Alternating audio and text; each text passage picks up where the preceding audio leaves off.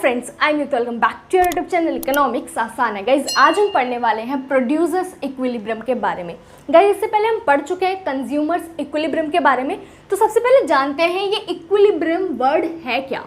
Equilibrium word का meaning क्या है। इक्विलिब्रियम का मतलब है कि वो स्टेट ऑफ रेस्ट जहाँ पर प्रोड्यूसर या कंज्यूमर किसी का भी कोई भी अर्ज नहीं होती वहाँ से हिलने तक की। तो वो सिचुएशन होती है जहाँ पर ना प्रोड्यूसर ना कंज्यूमर कि कोई अर्ज या कोई टेंडेंसी नहीं होती वहाँ से चेंज होने की, वहाँ से हिलने तक की। तो वो कहलाता है इक्विलिब्रियम पॉइंट।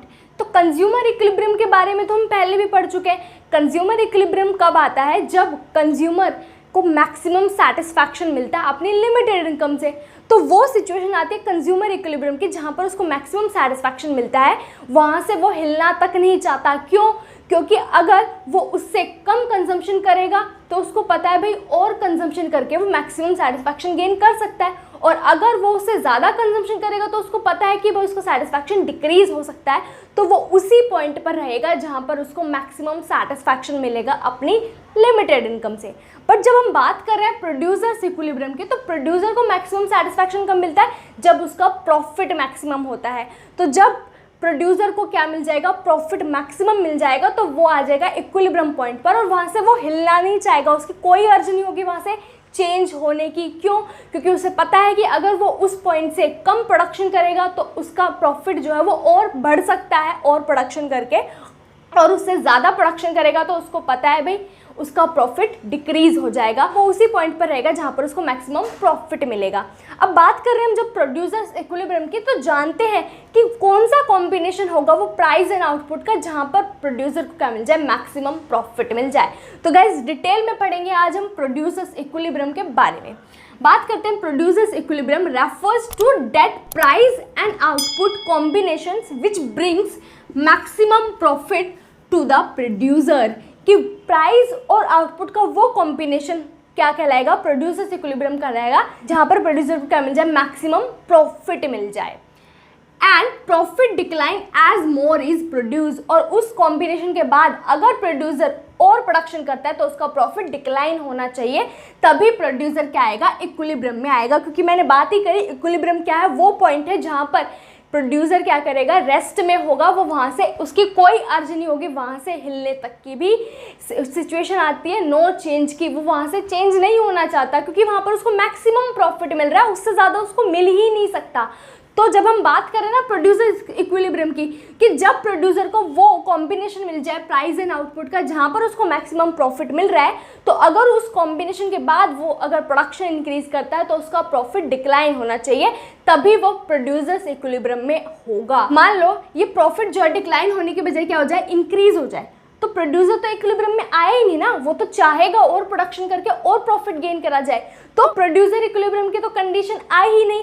तो प्रोड्यूसर इक्विलिब्रियम की कंडीशन तभी आएगी कि जब उसको वो कॉम्बिनेशन मिल जाए जहाँ पर उसको मैक्सिमम प्रॉफिट मिल रहा है, तो उसके बाद प्रॉफिट डिक्लाइन होना चाहिए। क्योंकि अगर प्रॉफिट डिक्लाइन नहीं होगा तो प्रोड्यूसर तो और प्रोडक्शन करना चाहेगा। गाइस जो आज हम प्रोड्यूसर इक्विलिब्रियम पढ़ रहे हैं वो पढ़ रहे हैं by MRMC approach under perfect competition, जो कि तुम्हें ग्राफ से ही पता चल गया होगा कि प्राइस MR क्या है? कांस्टेंट है। और कब होता है price constant? Under perfect competition. क्यों होता है? क्योंकि इंडस्ट्री जो है वो क्या होती है? प्राइस मेकर होती है, एंड फर्म जो है वो क्या होती है? प्राइस टेकर होती है। कि इंडस्ट्री ने जो प्राइस डिसाइड कर दिया एज इट इज फर्म उसको टेक कर लेती है। तो इसलिए अंडर परफेक्ट कंपटीशन क्या रहता है? प्राइस रिमेन्स कांस्टेंट रहता है। तो जो आज हम प्रोड्यूसर इक्विलिब्रियम पढ़ रहे हैं वो पढ़ रहे हैं अंडर परफेक्ट कंपटीशन, मतलब प्राइस क्या रहेगा? कांस्टेंट रहेगा। अब जब हम बात कर रहे हैं MRMC अप्रोच के थ्रू प्रोड्यूसर इक्विलिब्रियम की, तो कब जो है प्रोड्यूसर इक्विलिब्रियम में आएगा? उसकी दो कंडीशन है। फर्स्ट कंडीशन क्या है? कि जब मेरा MC क्या हो जाए? इक्वल हो जाए MR के, मतलब मार्जिनल कॉस्ट जो वो इक्वल हो जाए मार्जिनल रेवेन्यू के। एंड देन जब ये कंडीशन फुलफिल हो जाए तो उसके बाद क्या होना चाहिए? MC ग्रेटर देन MR, मतलब मार्जिनल कॉस्ट मेरी ज़्यादा होनी चाहिए मार्जिनल रेवेन्यू के। कि प्रोड्यूसर इक्विलिब्रियम में कब आएगा? जब उसकी मार्जिनल कॉस्ट इक्वल हो जाए मार्जिनल रेवेन्यू के, और जब ये फुलफिल हो जाए तो उसके बाद क्या होना चाहिए? मार्जिनल कॉस्ट ज़्यादा होनी चाहिए मार्जिनल रेवेन्यू से। क्योंकि अगर मार्जिनल कॉस्ट कम होगी मार्जिनल रेवेन्यू से तो प्रोड्यूसर तो और प्रोडक्शन करना चाहेगा ना, कि उसकी कॉस्ट तो कवर हो रही है, मार्जिनल कॉस्ट तो कवर हो रही है क्योंकि रेवेन्यू ज़्यादा रिसीव हो रहा है। तो इसलिए ये ज़रूरी है। प्रोड्यूसर इक्विलिब्रियम तभी आएगा जब क्या हो? जब MC इक्वल हो जाए MR के, तो उसके बाद MC ग्रेटर देन होना चाहिए MR के, क्योंकि तभी क्या होगा, प्रॉफिट उसका डिक्लाइन होगा जब वो अचीव कर लेगा अपना मैक्सिमम प्रॉफिट की सिचुएशन। तो ये मस्ट है कि जब MC इक्वल हो जाए MR के तो MC ग्रेटर देन होना चाहिए MR के। डिटेल में समझते हैं टेबल के थ्रू। आउटपुट की यूनिट्स ले रहे हैं हम 1 2 3 4 5। प्राइस ले रहे हैं हम जो कि क्या रहेगा, कांस्टेंट रहेगा 12 12 12 12। एंड प्राइस को तुम्हें पता ही है AR भी बोलते हैं, प्राइस इक्वल टू AR होता है। देन बात करें TR की, टोटल रेवेन्यू, कि टोटल कितना रेवेन्यू रिसीव करा by selling a given quantity. तो TR क्या है मेरा 12 24 36 48 60 72, जो कि इंक्रीज कर रहा है कांस्टेंट रेट से क्योंकि MR कांस्टेंट होता है। देन बात करें TC की, तो TC क्या है मेरा 13 25 34 42 54 68, जो क्या कर रहा है, इंक्रीज कर रहा है डिमिनिशिंग रेट से, मिनिमम पर आ रहा है, देन इंक्रीज कर रहा है इंक्रीजिंग रेट से, क्योंकि MC क्या करता है, पहले डिक्रीज करता है, मिनिमम पर आता है एंड देन इंक्रीज करता है। MR की बात करें तो 12 12 12 कांस्टेंट है because of under perfect competition. क्या होगा, जब भी मैं एडिशनल यूनिट सेल करूंगी तो मेरे को एडिशनल जो रेवेन्यू मिलेगा वो 12 रुपीज़ का मिलेगा। बात करें मार्जिनल कॉस्ट की, तो वो क्या करती है, पहले 13 12 9 8 12 14, मतलब पहले डिक्रीज कर रही है, मिनिमम पर आ रही है, देन इंक्रीज कर रही है। अब प्रॉफिट कैसे निकालेंगे हम, TR माइनस TC करके। तो फर्स्ट आउटपुट की यूनिट जब मैं सेल कर रही हूँ तो TR मेरा 12 है, TC मेरा 13 है। तो TC मतलब टोटल कॉस्ट ज़्यादा है टोटल रिवेन्यू से, तो मेरे को लॉस हुआ। तो यहाँ पर मेरे को 1 रुपये का क्या हुआ, लॉस हुआ। सेकेंड यूनिट जब मैंने सेल करी तो मेरा टोटल रिवेन्यू 24 है, टोटल कॉस्ट 25 है, तो अगेन मेरे को 1 रुपये का लॉस हुआ। देन थर्ड यूनिट सेल करी तो टोटल रिवेन्यू 36 है, टोटल कॉस्ट 34 है, 2 रुपीज़ का मेरे को प्रॉफिट हुआ। देन 4 यूनिट सेल करी, टोटल रेवेन्यू 48 है, टोटल कॉस्ट 42 है, 6 रुपीज़ का क्या हुआ, प्रॉफिट हुआ। देन 5 यूनिट सेल करी, 60 मेरा टोटल रेवेन्यू है, 54 मेरी टोटल कॉस्ट है, अगेन मेरे को 6 रुपीज़ का क्या हुआ, प्रॉफिट हुआ। देन 6 यूनिट सेल करी, 72 मेरा टोटल रेवेन्यू है, 68 मेरी टोटल कॉस्ट है, एंड देन मेरे को 4 रुपीज़ का क्या हुआ, प्रॉफिट हुआ। तो अब जब हम बात कर रहे हैं ना यहाँ पर प्रॉफिट की, तो प्रॉफिट तुम्हें पता है भाई 2 तरीके के प्रॉफिट होता है। एक प्रॉफिट होता है मेरा ग्रॉस प्रॉफिट एंड देन होता है हमारा नेट प्रॉफिट। तो यहाँ पर जब हम प्रोड्यूसर इक्विलिब्रियम की बात कर रहे हैं तो यहाँ पर जो ये हमारा प्रॉफिट है जिसे हम बोल रहे हैं कि मैक्सिमम प्रॉफिट जब मिलेगा जब प्रोड्यूसर इक्विलिब्रियम में होगा, तो वो प्रॉफिट की बात कर रहे हैं हम किसकी, ग्रॉस प्रॉफिट की। ग्रॉस प्रॉफिट की, ग्रॉस प्रॉफिट का मतलब कि टोटल प्रॉफिट जो है कितना हो रहा है एक फर्म को या एक प्रोड्यूसर को। तो ग्रॉस प्रॉफिट में क्या होता है कि हम TR में से माइनस करते हैं ओनली TVC को। और जब हम नेट प्रॉफिट की बात करेंगे तो उसमें से हम क्या करेंगे, NP means net profit. Net profit कैसे निकलेगा, जब मैं TR में से माइनस कर दूंगी TC का मतलब क्या है, TVC भी माइनस होगी, TFC भी माइनस होगी। तो नेट प्रॉफिट की बात कर रही हूँ तो उसमें क्या होता है, रिवेन्यू में से मैं सारी कॉस्ट को लेस कर देती हूँ जब मेरा नेट प्रॉफिट निकल के आता है। बट प्रोड्यूसर इक्विलिब्रियम की जब मैं बात कर रही हूँ तो यहाँ पर हम GP मतलब ग्रॉस प्रॉफिट की बात कर रहे हैं, तो यहाँ पर हम सिर्फ टोटल रिवेन्यू में से TVC माइनस करते हैं। क्यों माइनस करते हैं, क्योंकि मेरे को ओवरऑल प्रॉफिट देखना है कितना अर्न कर रही है प्रोड्यूसर या फर्म। अब जब हम बात करें ना प्रोडक्शन की, तो प्रोडक्शन बेसिकली डिपेंड करता है TVC पर, क्योंकि TFC जो है वो कांस्टेंट रहती है। जीरो आउटपुट लेवल पर भी TFC तो इनकर करनी पड़ती है, क्योंकि TFC जो है वो आउटपुट लेवल के साथ वेरी नहीं करती। तो TFC जो है एक तरीके से क्या करती है, ऑपरेशन करने में हेल्प करती है ना, कि मेरे को रेंट पे करना है, मैनेजर की सैलरी पे करनी है, मशीनरी हो गई, तो ये सारे क्या है मेरे टोटल फिक्स्ड कॉस्ट आ जाएगी। तो टोटल फिक्स्ड कॉस्ट जो है वो हमारी क्या रहती है, यहाँ पर कांस्टेंट रहती है, तो इसलिए हम उसको यहाँ पर लेकर नहीं चलते क्योंकि वो लेवल ऑफ आउटपुट से वेरी नहीं करती। बट टोटल वेरिएबल कॉस्ट की बात करूँ तो वो जो है लेवल ऑफ आउटपुट से वेरी करती है कि अगर ज़्यादा प्रोडक्शन करना है तो ज़्यादा लेबर चाहिए, तो ज़्यादा वेजेस देनी पड़ेगी, है ना, ज़्यादा रॉ मटेरियल का यूज़ होगा तो ज़्यादा पेमेंट करनी पड़ेगी रॉ मटेरियल पर। तो TVC जो है वो वेरी करती है डायरेक्टली किसके साथ, प्रोडक्शन के साथ। तो इसलिए ग्रॉस प्रॉफिट में से हम सिर्फ माइनस करेंगे क्या, TVC, क्योंकि प्रोडक्शन जो है वो आगे मैं बढ़ाऊंगी या नहीं बढ़ाऊंगी तो वो मेनली डिसाइड होगा TVC के बेस पर। ठीक है, तो यहाँ पर जब हम बात कर रहे हैं ना ये TC, एक्चुअल में TC नहीं है, ये TVC ही है, क्योंकि तुम्हें पता है भाई TC क्या होती है, TC तो भाई सम होती है TFC प्लस TVC का। तो तुम अगर ध्यान से देखो ना यहाँ पे TFC कहीं पर भी इन्वॉल्व नहीं है, बुक्स में TC दे रखा है इसको, बट एक्चुअल में अगर हम बात करें तो ये TVC है। क्यों TVC हम यहाँ पर ले रहे हैं, क्योंकि ग्रॉस प्रॉफिट काउंट कर रहे हैं हम। ग्रॉस प्रॉफिट क्या होता है, TR में से TVC माइनस करेंगे, क्योंकि TFC क्या रहती है, कांस्टेंट रहती है, वो लेवल ऑफ आउटपुट के साथ वेरी नहीं करती, but TVC level of output के साथ वेरी करती है। तो इसलिए हम प्रॉफिट जो है वो TR में से TVC माइनस करके निकालेंगे, और जब TR माइनस TVC मैक्सिमम हो जाएगा प्रॉफिट मेरा, तो वो प्रोड्यूसर इक्विलिब्रियम की सिचुएशन आ जाएगी। तो gross profit are maximum at point of producer equilibrium. तो प्रोड्यूसर इक्विलिब्रियम पर क्या होगा, मेरा जो ग्रोस प्रॉफिट होगा वो मैक्सिमम होगा, जो कि क्या होगा, टीआर माइनस टीवीसी। अब जब मैं बात कर रही हूँ कि भाई टीसी नहीं है टीवीसी है, कैसे है, क्योंकि टीवीसी क्या होती है हमें पता है भाई, सम होती है एमसी का। तो देख लेते हैं कि फर्स्ट यूनिट पर मेरी एमसी क्या है भाई, 13 है, तो टीवीसी भी 13 होगी। देन सेकेंड यूनिट पर मेरी एमसी क्या है भाई, 12 है, और टीवीसी क्या होगी, 2 यूनिट्स पर प्लस करना पड़ेगा मेरे को, 13 + 12 25 होगी। देन बात करें थर्ड यूनिट पर, 13 + 12 + 9 + 34, 13 + 12 + 9 + 8 + 42, 13 + 12 + 9 + 8 + 12 54, 13 + 12 + 9 + 8 + 12 + 14 + 68 कि 6 यूनिट की आउटपुट का जब मैं प्रोडक्शन करती हूँ तो टोटल वेरिएबल कॉस्ट मेरी क्या आ रही है, 68 रुपीज़ आ रही है। तो टीवीसी क्या है, एडिशन है किसका, एमसी का। तो यहाँ पर ये टीसी नहीं है, एक्चुअल में टीवीसी है। क्यों, क्योंकि टीवीसी क्या होती है, एडिशन होती है एमसी का। तुम कहोगे भाई टीसी भी एडिशन होती है एमसी का, होती है, बट इनडायरेक्ट तरीके से हम बोल सकते हैं, क्योंकि टीसी क्या होती है, टीसी क्या होती है, टीएफसी प्लस टीवीसी, और टीएफसी क्या रहती है भाई, कांस्टेंट रहती है। टीवीसी क्या होती है, सम होती है एमसी का। तो टीसी में बेसिकली जो चेंज आता है वो किसकी वजह से आता है, टीवीसी की वजह से आता है, और टीवीसी क्या है, सम है एमसी का। तो इनडायरेक्ट तरीके से टीसी क्या होती है, सम होती है एमसी का। ये हम डिटेल में पढ़ चुके हैं जब हमने कॉस्ट चैप्टर पढ़ा था। तो यहाँ पर हम टीएफसी को इंक्लूड नहीं करते हैं जब हम प्रोड्यूसर इक्विलिब्रियम की बात करते हैं, ओनली टीवीसी लेते हैं, क्योंकि हम ग्रॉस प्रॉफिट की बात कर रहे हैं। ठीक है, तो ये क्लियर होना चाहिए कि टीसी लिखा हुआ है बुक्स में, बट एक्चुअल में टीवीसी है। तो अब किस तरीके से प्रोड्यूसर का जो इक्विलिब्रियम पॉइंट है, मतलब वो कॉम्बिनेशन प्राइस एंड आउटपुट का कैसे मिलेगा, वो हम देख लेते हैं इस टेबल के थ्रू। जब मैं फर्स्ट यूनिट का प्रोडक्शन कर रही हूँ, प्राइस मेरा 12 है, टीआर मेरा 12 है, टीसी मेरी 13 है, एमआर मेरा 12 है, एमसी मेरी 13 है, और प्रॉफिट मेरा आया -1 का।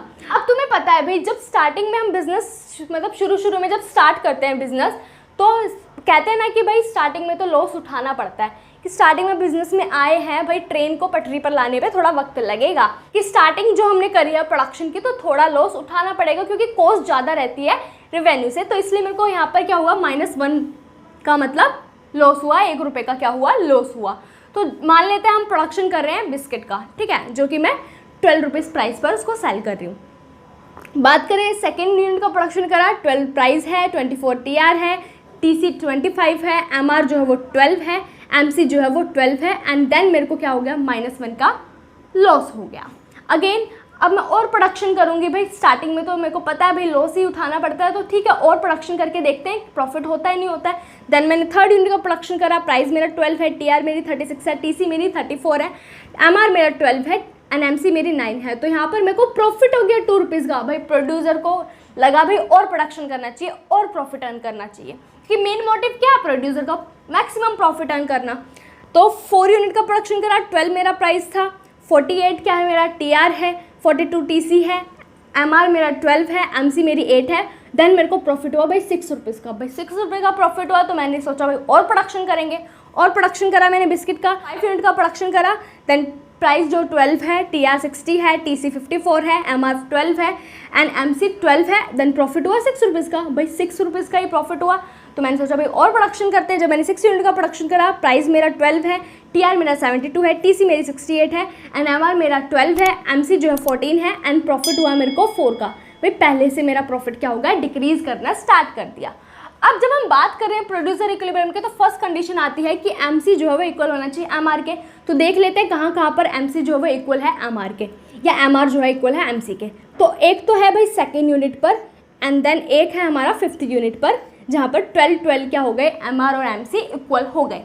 अब हमें डिसाइड करना है भाई कौन सा पॉइंट जो है, सेकेंड यूनिट 12 प्राइस वो कॉम्बिनेशन होगा जहाँ पर प्रोड्यूसर को मैक्सिमम प्रॉफिट मिलेगा, या फिर 5th यूनिट और 12 प्राइस जो है वो कॉम्बिनेशन होगा जहाँ पर प्रोड्यूसर को मैक्सिमम प्रॉफिट मिलेगा। तो डिसाइड करने के लिए मुझे क्या देखना पड़ेगा, सेकंड कंडीशन देखनी पड़ेगी, एमसी ग्रेटर देन एमआर, कि जब इक्वल हो जाए एमसी के तो उसके बाद एमसी ग्रेटर देन होनी चाहिए एमआर से।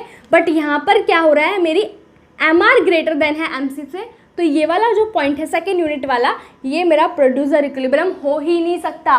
क्यों? क्योंकि प्रोड्यूसर को पता है कि अगर वो इस कॉम्बिनेशन के बाद भी प्रोडक्शन करेगा तो उसका प्रॉफिट इंक्रीज होना है। और मैंने बात ही करी थी, प्रोड्यूसर इक्विलिब्रियम वो स्टेट होती है कि वो वहाँ से चेंज नहीं होना चाहता। तो यहाँ पर तो प्रोड्यूसर चेंज होना चाहता है, क्योंकि एमआर ग्रेटर देन है एमसी से, तो ये हमारा प्रोड्यूसर इक्विलिब्रियम का पॉइंट नहीं होगा। देन बात करें 5th यूनिट का प्रोडक्शन कर रही हूँ, वहाँ पर मेरा एम आर इक्वल हो गया एम सी के, देन उसके बाद एम सी ग्रेटर देन है एम आर से। मतलब प्रोड्यूसर को पता है कि अगर वो इस कॉम्बिनेशन के बाद प्रोडक्शन करता है तो उसका प्रॉफिट डिक्लाइन होना है। तो ये पॉइंट आ जाएगा मेरा किसका, प्रोड्यूसर इक्विलिब्रियम का 5 यूनिट जब मैं प्रोड्यूस करूंगी, जहाँ पर मेरे को मैक्सिमम 6 रुपीज़ का क्या मिल रहा है, प्रॉफिट मिल रहा है। अब तुम कहोगे कि 4th यूनिट पर भी 6 रुपीज़ का प्रॉफिट मिल रहा है, तो वहाँ पर क्यों नहीं देखा, क्या है एम आर जो है वो ग्रेटर देन है एम सी से, तो उसको पता है भाई और प्रोडक्शन करके और प्रॉफिट अर्न हो सकता है, तो वो और प्रोडक्शन करके 6 रुपीज़ का प्रॉफिट और गेन कर लेगा।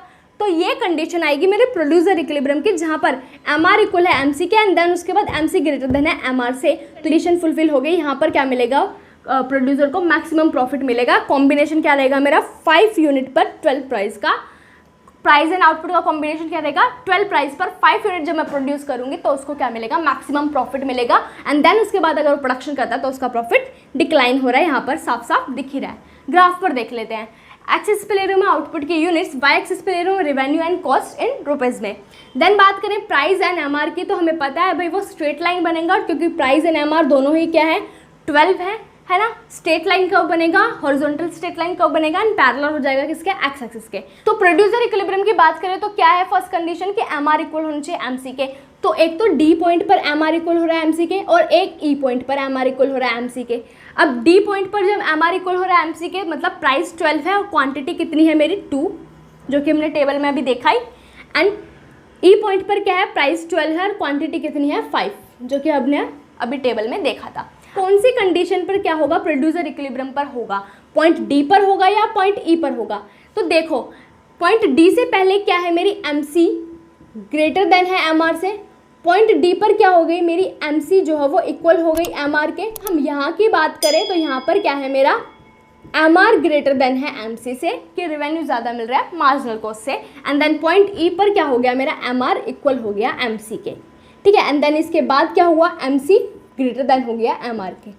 अब देखो पॉइंट डी से पहले क्या है, कॉस्ट ज़्यादा है रेवेन्यू से, तो पता है भाई स्टार्टिंग में बिजनेस जो है स्टार्ट करा है तो थोड़ा बहुत लॉस उठाना पड़ेगा। तो ठीक है, प्रोड्यूसर क्या करेगा, प्रोडक्शन करता करता पहुंचेगा डी पॉइंट पर। डी पॉइंट पर जब वो पहुंचेगा तो उसको पता चल गया भाई मेरी कॉस्ट और रेवेन्यू क्या हो गए, इक्वल हो गए। अब फर्स्ट कंडीशन तो यहाँ पर फुलफिल हो गई प्रोड्यूसर इक्विलिब्रियम की, बट उसके बाद क्या होना चाहिए, मेरा एम सी ग्रेटर देन होना चाहिए एम आर के, बट ऐसा कुछ नहीं हो रहा है। यहाँ पर क्या हो रहा है, रेवेन्यू ज़्यादा है एम सी से, तो प्रोड्यूसर को पता है अगर वो पॉइंट डी के बाद प्रोडक्शन करता है तो उसको इतना सारा क्या होगा, प्रॉफिट होगा, और मेन मोटिव तो उसका प्रॉफिट मैक्सिमाइजेशन है, तो वो तो और प्रोडक्शन करेगा, पॉइंट डी पर नहीं रुकेगा, पॉइंट डी पर नहीं रुकेगा, वो और प्रोडक्शन करेगा और प्रोडक्शन करता करता पहुंचेगा पॉइंट ई पर, जहां पर अगेन क्या हो गया, एम आर इक्वल हो गया एम सी के। अब उसको पता है भाई अगर इसके बाद वो प्रोडक्शन इंक्रीज करेगा तो एम सी ग्रेटर देन हो जाएगा एम आर के, मतलब उसका प्रॉफिट डिक्लाइन होना स्टार्ट हो जाएगा। तो प्रोड्यूसर क्या करेगा, पॉइंट ई पर रेस्ट हो जाएगा, रेस्ट की सिचुएशन आ जाएगी उसकी, मतलब इक्विलिब्रियम की सिचुएशन आ जाएगी, जहां पर उसकी कोई अर्ज नहीं होगी इससे ज़्यादा प्रोडक्शन करने की, क्योंकि उसको पता है कि अगर वो 5 यूनिट से ज़्यादा प्रोडक्शन करेगा तो उसका जो प्रॉफिट है वो डिक्लाइन होना है।